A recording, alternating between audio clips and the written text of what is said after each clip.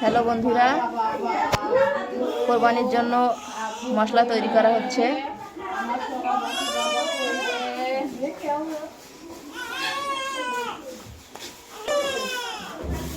এখানে জিরে দিয়েছি ব্লেন্ডারে ব্লেন্ড করার জন্য।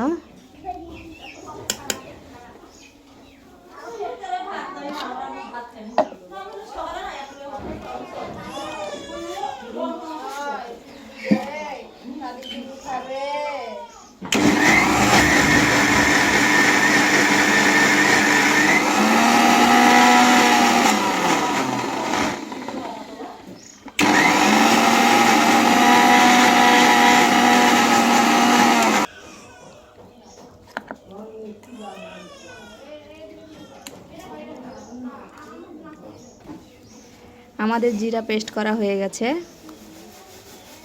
এখন এগুলো ঢেলে নিয়ে আমি বাকি মশলাগুলো পেস্ট করে নিব।